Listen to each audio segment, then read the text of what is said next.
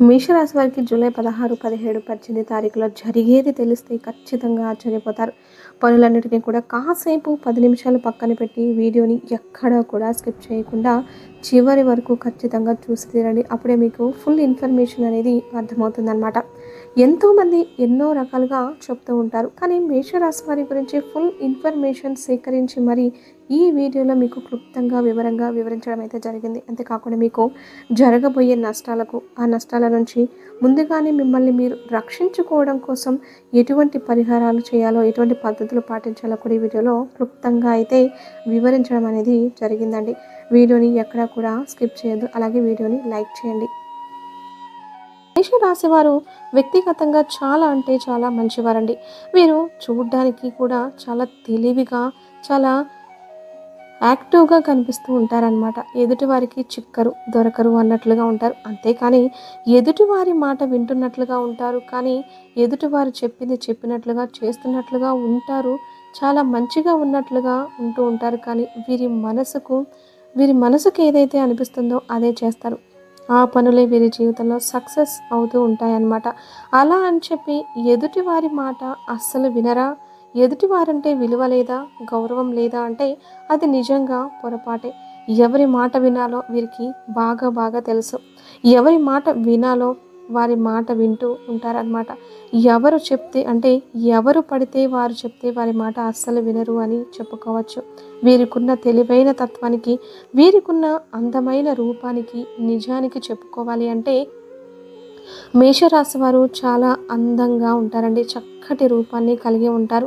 మంచి రంగుతోటి, ఒత్తైన కురులతోటి, విశాలమైన నుదురుతోటి, చందమామ లాంటి కళ్ళతోటి ఎదుటివారిని ఇట్టి ఆకర్షించేటటువంటి మాట తీరుతో చాలా చలాకీతనంగా, చురుకుతనంగా ఉంటారనమాట ఈ యొక్క మేషరాశి వారు. మేషరాశి వారు వ్యక్తిగతంగా చాలా చాలా తెలివైన వారు. వీరికున్న అందానికి కానీ, వీరికున్న తెలివికి కానీ, వీరి మీద నరదిష్టి, నరఘోష అనేది చాలా ఎక్కువగా ఉంటుందన్నమాట. ఎందుకంటే వీరు బయటకు కూడా చాలా మంచిగా మెయింటైన్ చేస్తూ ఉంటారు. అంటే చాలా అందంగా రెడీ అవుతూ ఉంటారు. ఎదుటి వారి కింద మేమెందుకు లొంగాలి, ఎదుటి వారి కింద తలదించాల్సినంత అవసరం మాకేముంది అన్నట్లుగా ఆలోచిస్తారనమాట. అంటే వీరి మీద వీరే ఎక్కువగా ఆధారపడతారు. వీరి కష్టాన్ని వీరు ఎక్కువగా నమ్ముకుంటూ ఉంటారు. వీరి ధనాన్ని వీరే సంపాదించుకుంటూ ఉంటారనమాట. ఎవరిని కూడా చాలా గుడ్డిగా మాత్రం అస్సలు నమ్మరు అని చెప్పి చెప్పుకోవచ్చు. కానీ ఎవరినైనా కానీ గుడ్డిగా నమ్మారు అంటే మాత్రం వారు ఎంతో నమ్మకమైన వ్యక్తులు. వీరికి ఎంతో అంటే ఎంతో ప్రేమ గల వ్యక్తులు, ఎంతో ప్రేమించదగిన వ్యక్తులు, వీరికి ఎప్పటి నుంచో పరిచయం ఉన్న వ్యక్తులను మాత్రమే, ఇలాంటి వారిని చూసుకొని మాత్రమే వీరు నమ్ముతారు తప్ప ఎవరిని పడితే వారిని 15 నిమిషాలు 10 నిమిషాలు స్నేహం చేసి వెంటనే నమ్మేయడం, వారి చేతుల్లో మోసపోవడం, ఇటువంటివన్నీ కూడా వీరిని అలా ఆ విధంగా మోసం చేయడం అనేది అసాధ్యమని చెప్పుకోవచ్చు అనమాట. అందుకే ఫస్ట్లోనే చెప్పాను నేను, వీరెవరికి కూడా చిక్కరు, దొరకరు అని చెప్పి. వీరిని మోసం చేయడం అనేది ఎట్టి పరిస్థితుల్లో ఎవరికీ కూడా సాధ్యం కాదు. వీరికి మొహమాటం కూడా అంతగా ఉండదండి. చాలా తెలివిగా ఆలోచిస్తారు. ఎక్కడైనా కానీ కొంచెం మొహమాట పడ్డారు అంటే కనుక దానికి కూడా ఏదో ఒక రీజన్ అయితే కంపల్సరీగా ఉంటుందన్నమాట. ఆ మొహమాటం వల్ల ఏదైనా కష్టం వచ్చినా, నష్టం వచ్చినా, దుఃఖం వచ్చినా కానీ ఆ మొహమాటం పడడం అనేది అస్సలు చేయరు. వీరి వరకు చాలా చాలా జాగ్రత్తగా కాపాడుకుంటారు. కేవలం వీరిని వీరు మాత్రమే కాపాడుకోవడం కాదు, వీరి యొక్క కుటుంబాన్ని కూడా చాలా సేఫ్గా ఉంచుతారనమాట. కుటుంబం అంటే చాలా ప్రాణం ఇస్తారు. వీరి యొక్క పార్ట్నర్ కానీ, వీరి యొక్క బిడ్డలు కానీ, వీరు నిజంగా చాలా అంటే చాలా ఇష్టంగా చూసుకుంటారనమాట. ఈ ప్రపంచం మొత్తం ఒక ఎత్తైతే, వారి పని ఒక ఎత్తైతే, వీరి యొక్క లైఫ్ పార్ట్నర్, బిడ్డలు, వీరి కుటుంబం అనేది ఒక ఎత్తుగా చెప్పుకోవచ్చు అనమాట. తల్లిదండ్రుల కంటే కూడా ఎక్కువగా వీరు లైఫ్ పార్ట్నర్‌కి ఎక్కువగా వాల్యూ ఇస్తూ ఉంటారు. ఇక ముఖ్యంగా వీరు చేసే పనితీరు అనేది ఏ విధంగా ఉంటుంది అంటే ఒక్క పనితో సరిపెట్టుకోరు. వీరికి ధనం మీద చాలా ఆశ అనేది చాలా ఎక్కువగా ఉంటుంది.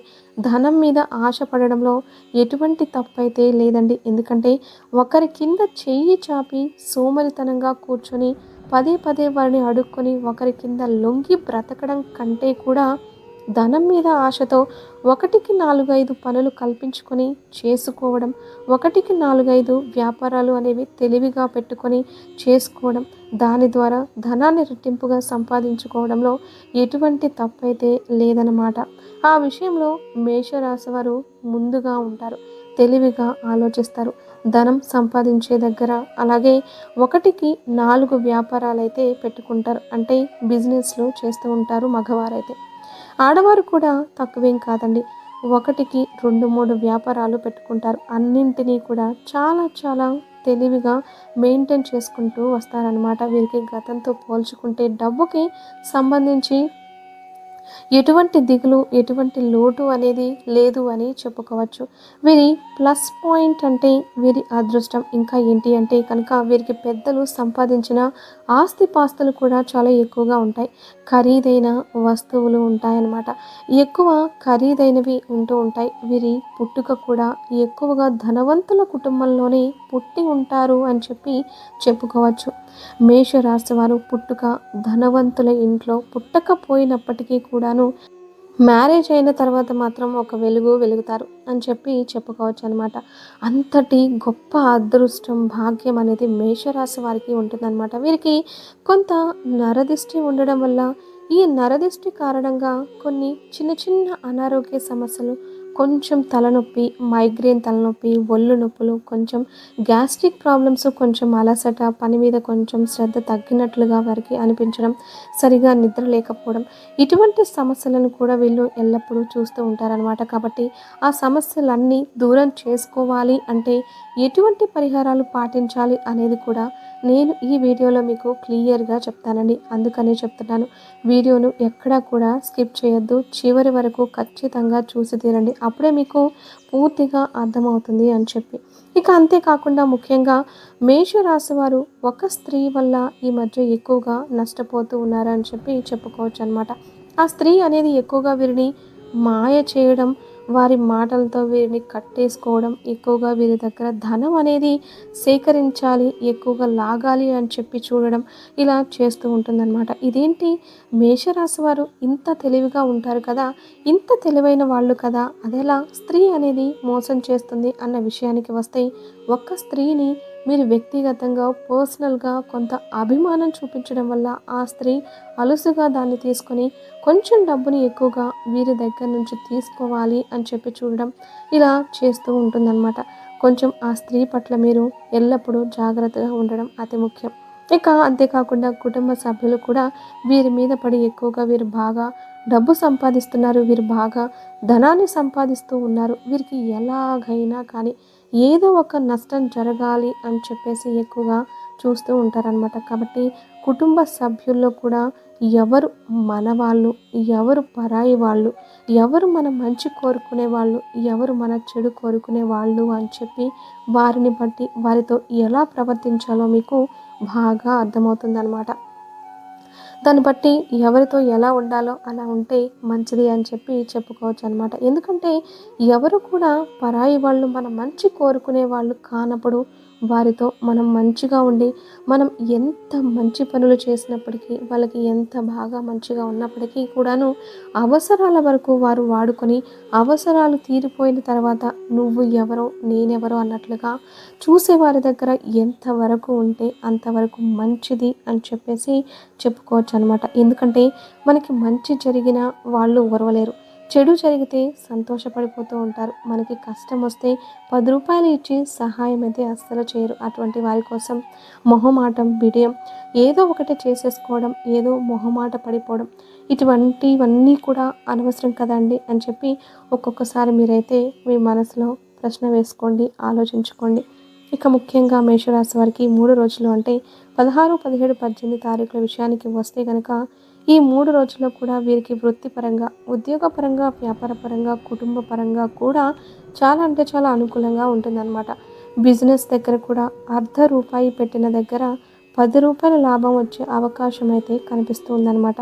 మంచి అనుకూలమైన, సానుకూలమైన సమయం అని చెప్పుకోవచ్చు. కాబట్టి ఎంత కష్టపడతారో అంత కష్టపడండి. అంత కష్టానికి తగిన ప్రతిఫలం అనేది ఖచ్చితంగా మీకైతే వచ్చి తీరుతుంది అన్న విషయాన్ని మీరు గుర్తుంచుకోండి. ఇక కుటుంబ పరంగా విషయానికి వస్తే లైఫ్ పార్ట్నర్ పరంగా భార్యాభర్తల మధ్య మంచి అనుకూలత ఉంటుంది, మంచి అండర్స్టాండింగ్ ఉంటుందన్నమాట. సంతాన పరంగా కూడా చాలా అనుకూలంగా ఉంటుంది. సంతాన పరంగా గతంలో కొన్ని సీజనల్ ఇన్ఫెక్షన్లు, వ్యాధులు వచ్చినప్పటికీ కూడాను అవన్నీ కూడా ఇప్పుడు క్లియర్ అయిపోయి మీ యొక్క ఆరోగ్యం అనేది చాలా చాలా బాగుంటుంది. సంతాన పరంగా కూడా చాలా చక్కగా బాగుంటుంది. ఇక తల్లిదండ్రుల పరంగా కూడా చాలా బాగుంటుంది. ఇక లవర్స్ ఎవరైతే ఉన్నారో లవర్స్ పరంగా చూసుకుంటే గతంలో కొన్ని చికాకులు, గొడవలు, ఇబ్బందులు, ఫోన్లు మాట్లాడుకోకుండా ఉండడం, విడిపోయేంత వరకు వచ్చినప్పటికీ కూడాను ఇప్పుడు ప్రస్తుతం అయితే ఇద్దరు కూడా చాలా అన్యోన్యంగా ఉన్నారు అని చెప్పుకోవచ్చు అనమాట. ఇక ఓవరాల్గా చూసుకుంటే రియల్ ఎస్టేట్ వారికి కానీ, అలాగే రాజకీయ నాయకులకు కానీ, అలాగే సినీ రంగ పరిశ్రమలో ఉన్న వారికి కానీ, అలాగే బిజినెస్ చేసే వాళ్ళకు కానీ చాలా చాలా అనుకూలంగా ఉంటుంది. విద్యార్థుల విషయానికి వస్తే విద్యార్థుల పరంగా కూడా వీరికి చాలా చాలా అనుకూలంగా ఉంటుంది. గతంలో కొన్ని కాంపిటేటివ్ ఎగ్జామ్స్ అయితే వీరు రాసి ఉన్నారు. మంచి ఉత్తీర్ణత అంటే మంచి పర్సంటేజ్తో మీరు పాస్ అయ్యారనే చెప్పుకోవచ్చు. ఇప్పుడు నెక్స్ట్ తీసుకునే స్టెప్ ఏదైతే ఉంటుందో అది కొంచెం మీరు జాగ్రత్తగా ఆలోచించుకొని 1కి 10 సార్లు నిర్ణయాలు తీసుకుంటే మీ ఫ్యూచర్ అనేది చాలా బాగుంటుంది. ఇక ఓవరాల్గా చూసుకుంటే మేషరాశి వారికి ఉన్న నరదిష్టిని తొలగించుకోవడం కోసం ప్రతి ఆదివారం కూడా నల్ల ఆవాలతోటి, రాళ్ల ఉప్పుతోటి, ఎండు మిరపకాయలతోటి, వెంట్రుకలతోటి దిష్టి తీసేసుకొని నిప్పుల్లో పడేస్తూ ఉండాలి. కుదరదు అనుకున్న వాళ్ళు రాళ్ల ఉప్పు కానీ లేదా నల్ల ఆవాలతో దిష్టి తీసుకుని ఏదన్నా డ్రైనేజ్లో కానీ లేదంటే షింకులో కానీ వేసేస్తూ ఉండాలన్నమాట. ఇక ప్రతి అమావాస్యకు కూడా ఇంటికి బూడిద గుమ్మడికాయతో దిష్టి తీసివేసుకుంటూ ఉండాలన్నమాట. ఇక అంతేకాకుండా ప్రతి ఆదివారం ఎర్ర నీళ్ళతో అంటే నెలకు ఒక్కసారైనా సరే ఎర్ర నీళ్ళతో దిష్టి తీసుకుంటూ ఉండండి. ఇక ముఖ్యంగా గృహ నిర్మాణం చేపట్టాలి అనుకునే వాళ్ళకి ఇప్పుడు అనుకూలమైన సమయం అనే చెప్పుకోవచ్చండి. ఖచ్చితంగా గృహ నిర్మాణం అనేది చేపడితే ఎటువంటి సమస్యలు లేకుండా గృహం అనేది సంపూర్ణంగా పూర్తవుతుందన్నమాట. ఎవరైతే సంతానం కోసం ఎదురు చూస్తూ ఉన్నారో సంతానం కోసం ఎదురు చూసే వాళ్ళకి కొన్ని రకాలైన సమస్యలు, ఇబ్బందులతోటి సఫర్ అవుతూ ఉంటారు. కాబట్టి డాక్టర్ సజెషన్ తీసుకుంటూ కాస్త మీరు ఆ ఓవర్ వెయిట్ని తగ్గించుకోగలిగితే సంతానంగా అయితే మీకు ఖచ్చితంగా కలిగి తీరుతుందన్నమాట. ఇక అంతేకాకుండా ముఖ్యంగా ఎవరైతే వివాహం కోసం ఎదురు చూస్తూ ఉన్నారో వివాహపరంగా కూడా మీరు కొంచెం గట్టిగా ప్రయత్నం చేసినట్లయితే వివాహ భాగ్యం కూడా మీకు కలిగే అవకాశాలు ఎక్కువగా ఉన్నాయి. ఓవరాల్గా అయితే ఈ 3 రోజుల్లో కూడా మీకు ఎటువంటి ఇబ్బందులు, సమస్యలు అయితే కలగవండి.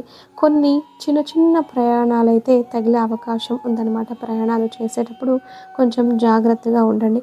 గతంలో కొన్ని ఇబ్బందులు అయితే మీకు కలిగాయి మీకు ప్రయాణాల వల్ల. కాబట్టి బండి మీద అంటే బైక్ మీద వెళ్ళే వాళ్ళు ఖచ్చితంగా హెల్మెట్ని అయితే ధరించండి. కారు నడిపే వాళ్ళైతే సీటు బెల్ట్ను ధరించండి.